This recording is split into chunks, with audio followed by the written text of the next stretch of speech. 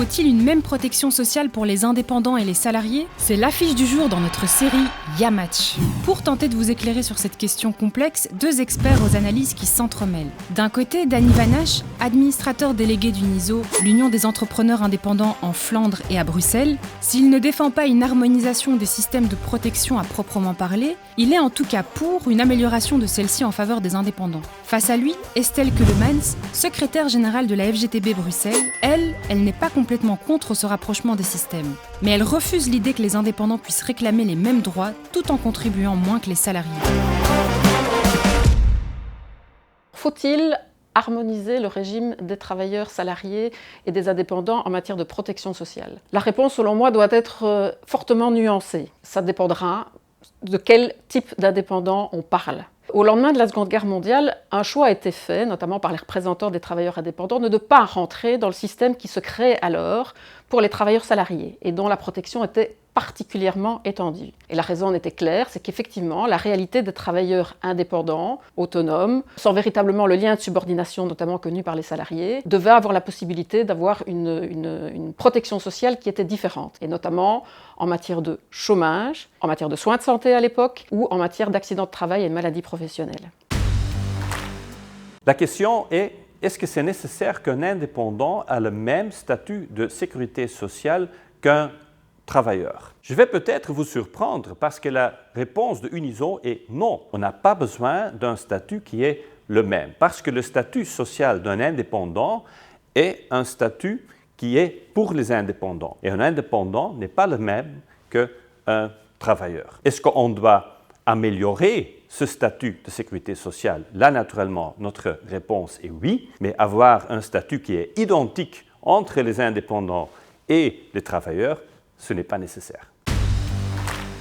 70 ans après la création des régimes de sécurité sociale des travailleurs indépendants et salariés, la réalité des travailleurs indépendants est tout autre. Et on le voit de plus en plus, d'année en année. La notion d'autonomie et de choix, véritablement, de ce statut devient relative pour beaucoup de travailleurs indépendants. En particulier ceux qui perçoivent des rémunérations peu importantes, mais surtout qui n'ont pas véritablement de choix et qui se retrouvent dans ce statut sans véritable autonomie ou sans choix. Ce sont d'ailleurs parfois des mécanismes de dumping social qui se trouvent là derrière, puisqu'on propose un statut d'indépendant à un travailleur qui en fait est en dépendance économique. Or, pour ces travailleurs, très clairement, il faudrait penser à une amélioration de leur protection sociale.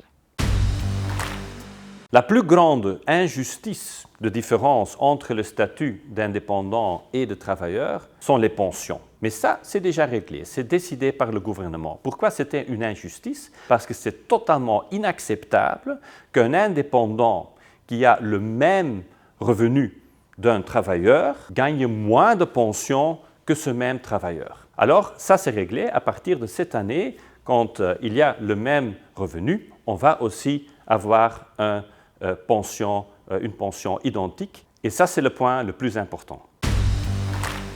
Comme je l'ai dit tout à l'heure, améliorer la protection sociale et en particulier pour les travailleurs indépendants les moins favorisés et moins en situation d'autonomie est sans doute une nécessité. Par contre, évidemment, derrière tout régime de protection sociale se trouve en filigrane, et plus qu'en filigrane, surtout en fondement, la question du financement d'un régime de protection sociale. Celui des travailleurs indépendants et celui des salariés est fondamentalement différent. Chez les salariés, il y a des cotisations de sécurité sociale. Ces cotisations sont en fait identiques pour tous les travailleurs salariés, quel que soit leur niveau de revenu. C'est 25% pour les cotisations patronales, 13,5% pour les cotisations personnelles. Chez les travailleurs indépendants, par contre, on observe une situation complètement différente au niveau des cotisations et du mode de financement de leur régime. C'est-à-dire que chez eux, la solidarité est inversée. Ce sont les épaules les moins fortes qui contribuent le plus fortement au financement des régimes. Jusqu'à un revenu brut annuel d'environ 60 000 €, les indépendants payent des cotisations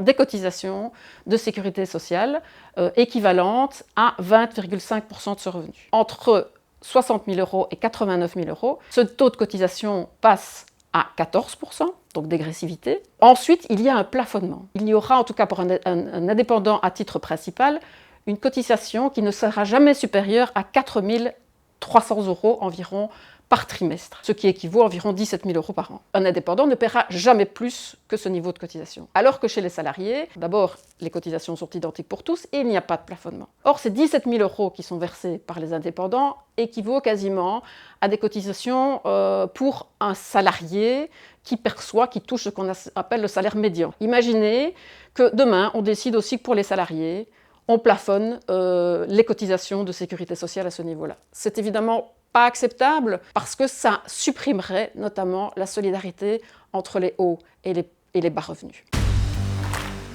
Un point qui est peut-être le plus important, c'est le financement des systèmes. Et de temps en temps, on dit que les indépendants ne payent pas assez pour avoir un système de sécurité sociale qu'on a eu maintenant, et certainement pas pour l'améliorer. Nous sommes convaincus que ce n'est pas le cas, parce que quand on compare les deux systèmes jusqu'à la crise Covid, on doit dire que le système des travailleurs avait eu toujours un déficit, et ce n'est pas le cas dans le système des indépendants. Deuxième point est que les contributions sociales pour les travailleurs sont diminuées, et ce n'est pas le cas pour les indépendants. Il y a aussi plus d'années assimilées pour les travailleurs, ce n'est pas le cas pour les indépendants. Et le système des indépendants n'est pas complet comme le système des travailleurs. Alors, on n'a pas besoin d'une augmentation de contribution pour les indépendants.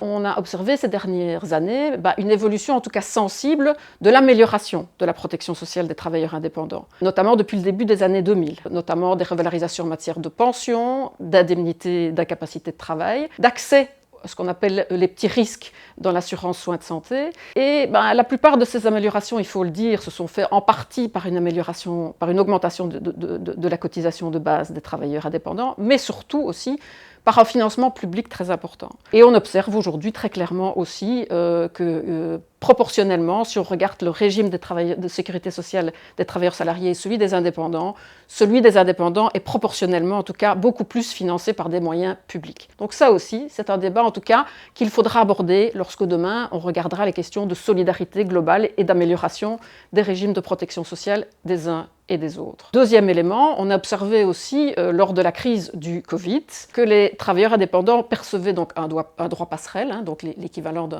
d'une allocation de chômage à durée déterminée, mais améliorée ici dans le cadre du Covid, alors que les travailleurs salariés qui ont été privés de leur travail ont, eux, bénéficié du chômage temporaire. Or, si on regarde l'allocation moyenne versée dans le droit passerelle ou dans le chômage temporaire, le niveau d'indemnisation n'a pas du tout été le même durant cette crise du Covid. On peut même considérer quelque part que les travailleurs salariés ont malheureusement en moyenne bénéficié d'une allocation de chômage temporaire qui était de moitié par rapport au droit passerelle. Plus de solidarité, une meilleure protection sociale, mais aussi plus d'équité, évidemment, dans les différents régimes et surtout dans leur financement et dans la couverture des uns et des autres. C'est en tout cas ce que la FGTB revendiquera si demain ce débat d'une meilleure, en tout cas, alignement des régimes de protection des indépendants et des travailleurs salariés se trouve sur la table.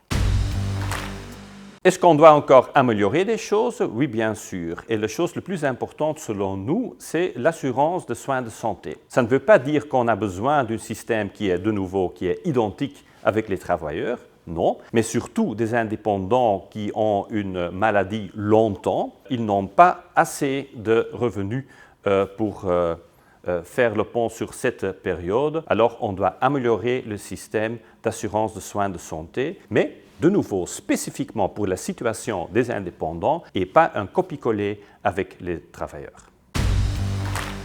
Les régimes tant des indépendants que des salariés sont financés par des cotisations sociales. Là aussi, il y aura évidemment un travail à faire en ce qui concerne la rémunération de référence sur laquelle est perçue ces cotisations sociales. Lorsqu'on regarde évidemment le revenu déclaré des indépendants et le revenu déclaré des salariés, la base n'est pas la même. On doit être clair aussi, lorsque les indépendants, en tout cas, déclarent leurs revenus, il y a déjà toute une série d'éléments, en tout cas de revenus, qui ont été retirés, déduits, pour de bonnes raisons, qui sont liés notamment à leur activité professionnelle, pas toujours, mais souvent, ce qui n'est pas le cas d'un travailleur salarié. C'est le cas des voitures, c'est le cas d'une partie du bâtiment occupé par le travailleur indépendant. Voilà, mais donc un travail à faire aussi par rapport à la base où on fixe ces cotisations.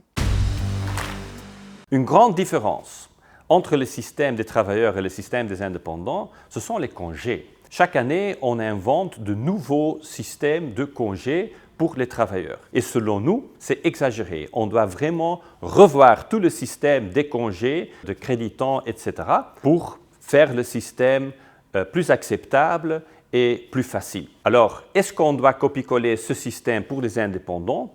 Non. Si on nous demande s'il est nécessaire d'avoir un système comparable entre les indépendants et les travailleurs, sur ce sujet, je dis peut-être le système des travailleurs doit ressembler mieux au système des indépendants que l'autre façon.